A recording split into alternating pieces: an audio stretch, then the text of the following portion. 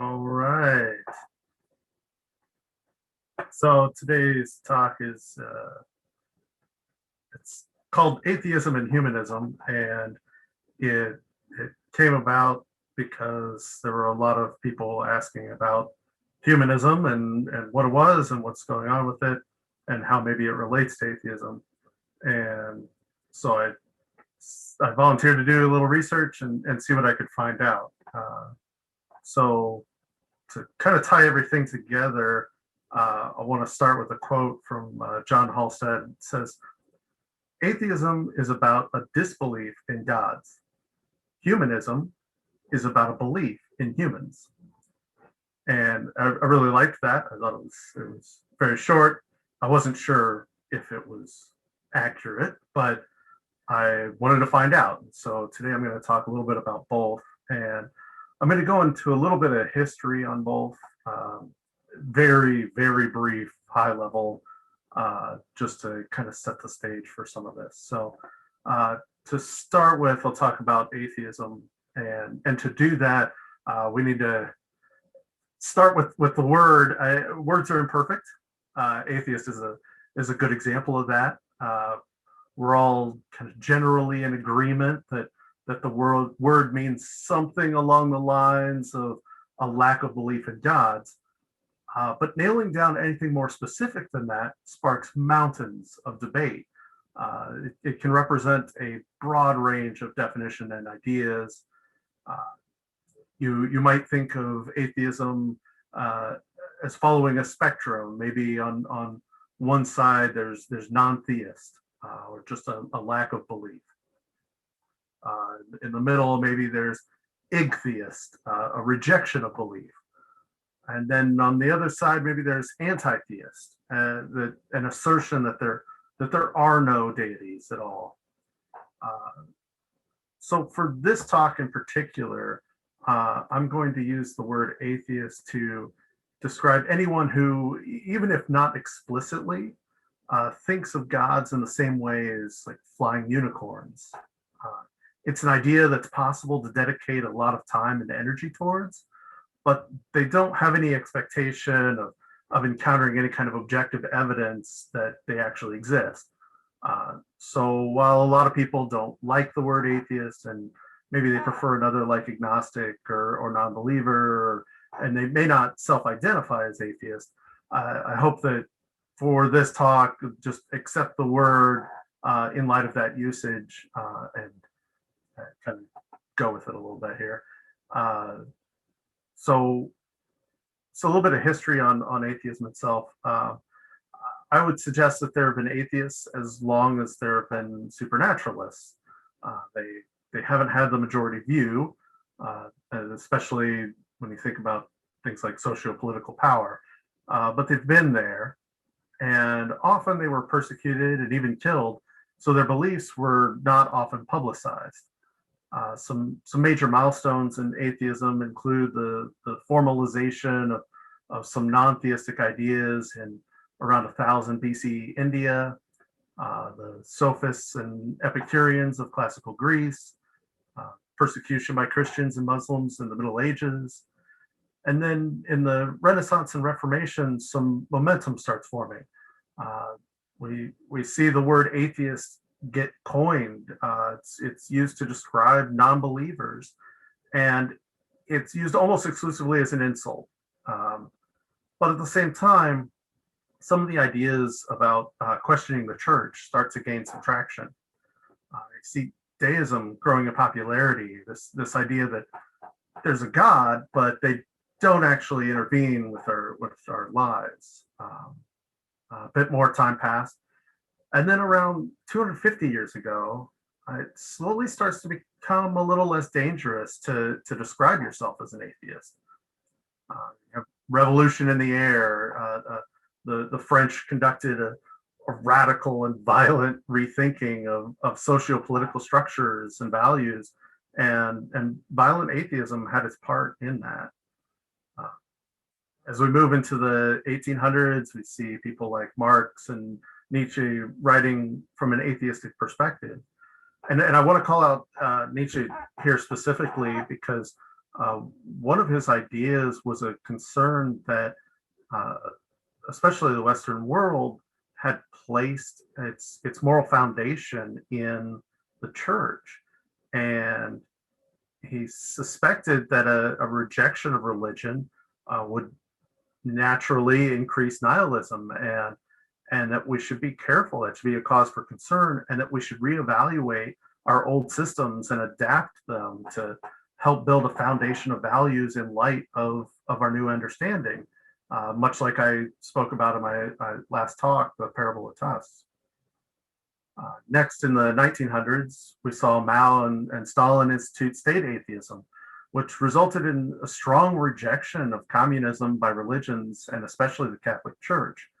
And as I was reading about that, it made me wonder if maybe that would explain some of the kind of contradictory thinking that we see between many of the Christian teachings and some of the ideas of communism.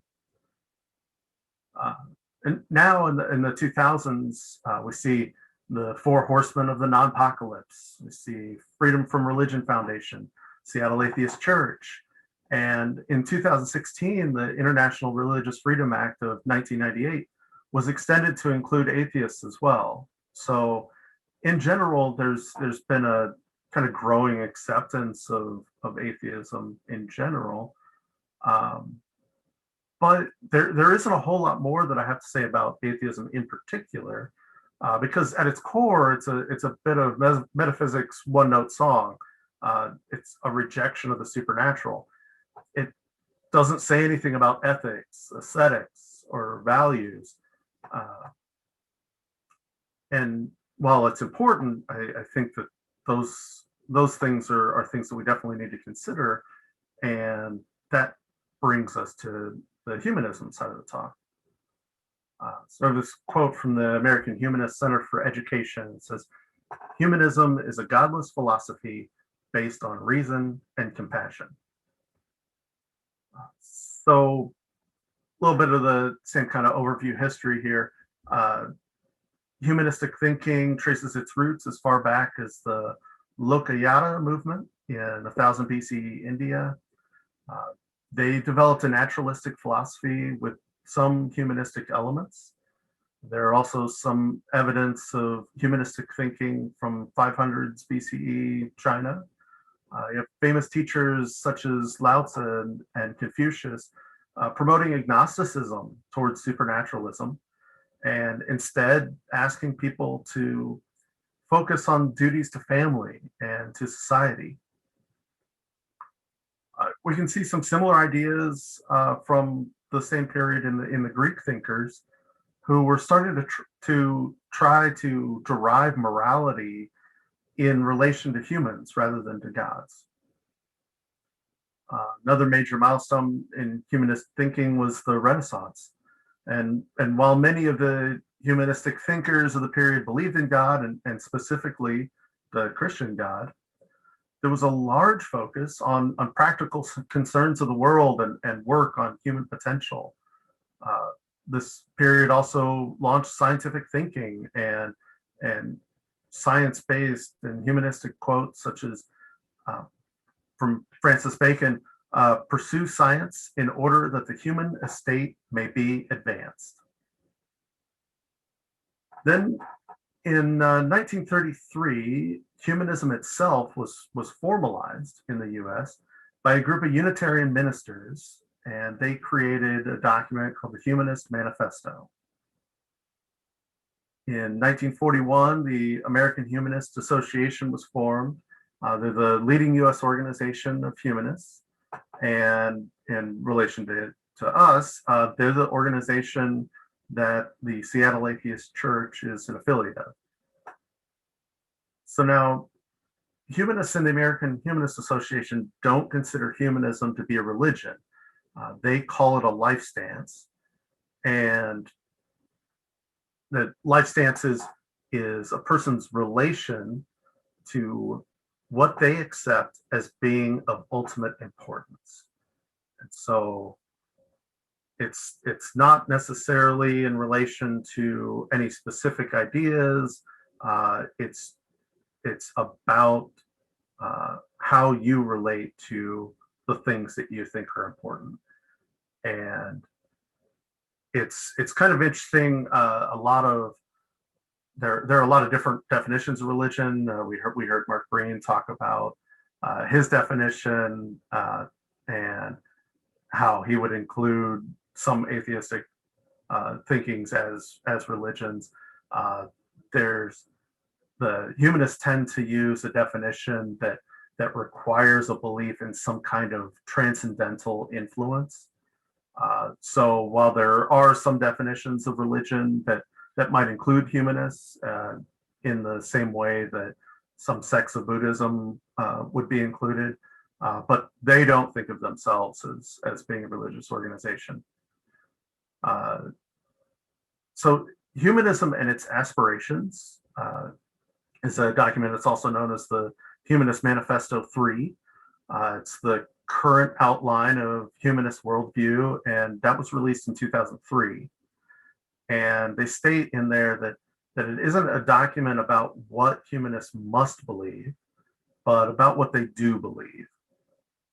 And there's 6 kind of major highlighted points in the current manifesto, and I'm going to go ahead and read each of those twice in a row just to get everybody a chance to kind of absorb them a little bit here. The first one is, knowledge of the world is derived by observation, experimentation, and rational analysis. Knowledge of the world is derived by observation, experimentation, and rational analysis. The second one is, humans are an integral part of nature, the result of unguided evolutionary change. Humans are an integral part of nature, the result of unguided evolutionary change.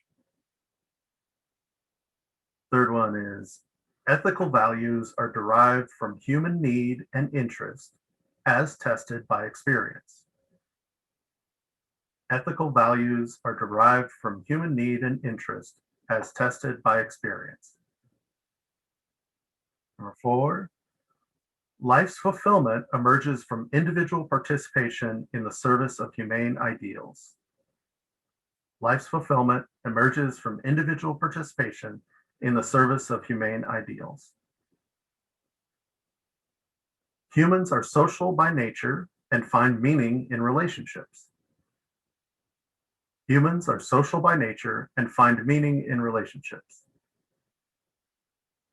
Working to benefit society maximizes individual happiness. Working to benefit society maximizes individual happiness. So I don't want to be redundant here, but at the same time, I wanted to give people some time to hear what's going on there, so we can have a better discussion about it later. Make sure that any ideas that you had related to it had a chance to pop up, and you could take some note on them. But in general, as I was reading about it, I thought a lot of this sounded great. And in fact, the more I researched, the more I was learning about it, the more I realized how well it aligned with my beliefs. And I've even applied to become a humanist celebrant, which is kind of a strange transition for me, because when I first heard the phrase humanist, it was being used by people describing their beliefs, and the people who were saying it and the way that they said it made me think that maybe that's not really something that I'm terribly interested in. So I didn't know anything about it at all. And so it was definitely interesting to read about it and learn more. So the last thing to kind of tie a lot of this together, the last thing I want to draw attention to is how little time has passed since some of these atheistic and humanist ideas have started seeing accelerating understanding and acceptance. Some of the foundational philosophical thinking may have begun thousands of years ago, but 14th and 17th century, it's considered the time period that spawned science. The 17 and 1800s were a period of exploding understanding of the natural world. We didn't have sewing machines, telephones, or light bulbs. And less than 100 years ago, my grandmother was born, and that was a time before television and penicillin.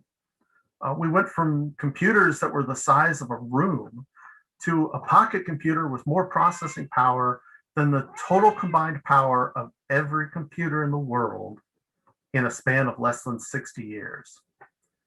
We're not far removed.